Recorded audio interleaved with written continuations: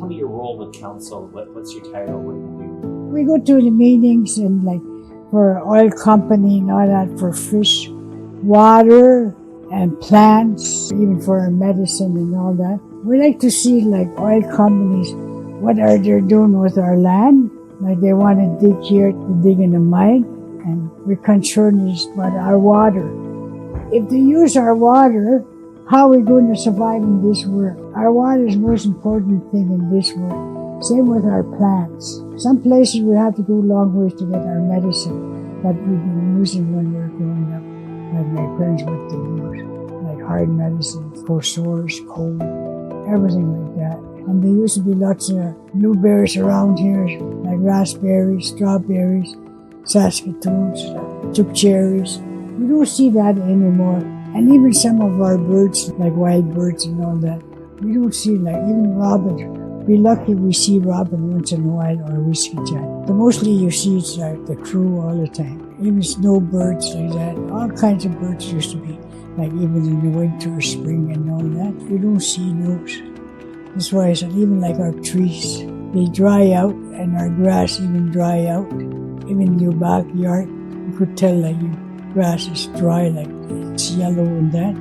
That never used to happen when we were growing up, and even till today, what I see now. I just moved back here in 2004 because I was working in Macquarie all my life, supporting myself as a single parent and all that. So why is it important to protect Métis culture? Because without Métis, what our culture is going to be? Who's going to recognize us?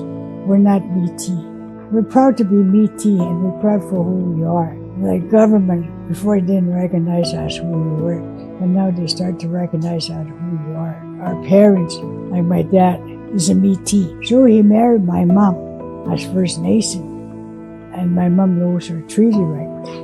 They were being married how many years? Because we had a big family. My mom said the way she was married, that's how she lived and passed on, and she never did apply her for treaty rights or anything when she passed away. It's only my two brothers that they applied for their first treaty right, but I didn't. But I really want to be treaty, I could, I guess, but it's not the point that I want to be treaty.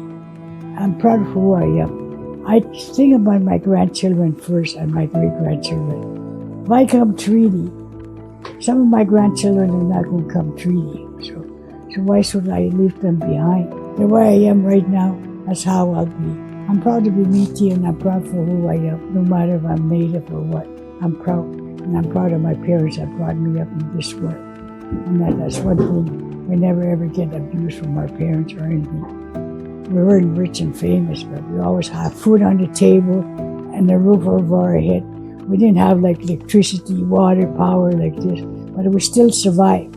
We still survived by making fire, doing laundry on our hands, fishing, hunting, and even for Christmas, we had a good Christmas. Or in like half turkey, like today. Those days we had moose meat or moose head. My mom cooks. She never been in school, but she know how to cook. She makes her own cooking and everything, even sewing and everything. So we were never like to wear ragged clothes or nothing. We were always like healthy. Till all this oil companies start coming around, everything changed. Even our leaves, our trees, our water's getting low, and even our creeks are getting dry. What I'm worried about is that I know my grandchildren, how they're going to survive, because they never go in the bush or anything. The only time I went in the bush when I was young was my parents. After I got older and got married, I never went in the bush like to take my grandchildren and say, come on, let's go in the bush and go hunting. I don't do that. The only one that does that is my brother, who's 80 years old, Howard. He still goes in the bush, still traps, going to kill the moose, flush the moose and everything, cut the meat, everything. Still does, and even goes in the bush to take herb medicine like that. For me, I was working all my life till I retired till 2004.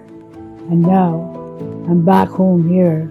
I'm not rich or famous yet, but at least I got a place of my own. I got food to eat. And I'm grateful even for like Métis helping me, invited me to this meeting to make myself a few bucks. I'm proud for who I am. I'm not ashamed of nothing. Even when I was growing up, maybe I make my mistakes, but I learn from my mistakes. I learn from it. What's your message to the youth? Every time we go meeting, bring the youth with us, because we're not going to be around here forever. How are they going to learn if we don't teach the youth right now? Some of them, sure, they graduated and all that, but some of them are not working. Some are just home, like playing computer or Xbox. We should invite them to come with us, we said. So we'll teach them more, what we know and what we learned. So that way they could take over, even like for hunting like that. And even when an elder kill moose, take them, show them how to skin it, or a beaver, or traps it. Start teaching the youth. What's your favorite thing about McKay Métis? I'm proud for my community meeting here. I'm proud that we start having houses now. Before we never have houses. Now people start to have houses.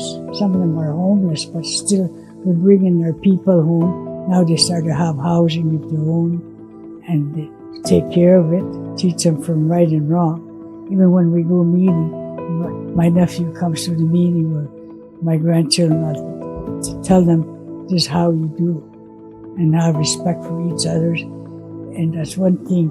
Always listen to a person when he tells you something. Don't matter, it's not only elders, anybody. I like to learn from other people too. I'm not young, but still I like to learn from other people. What they tell me, I'm grateful, because I didn't know it before. I'm grateful for that, and I'm grateful how my parents brought me up, and even from my grandparents, what they teach me, or my godmother. I'm grateful for it. What's your message to a younger person on how to be a good elder? When they become If you want to be a good elder, be nice to your community.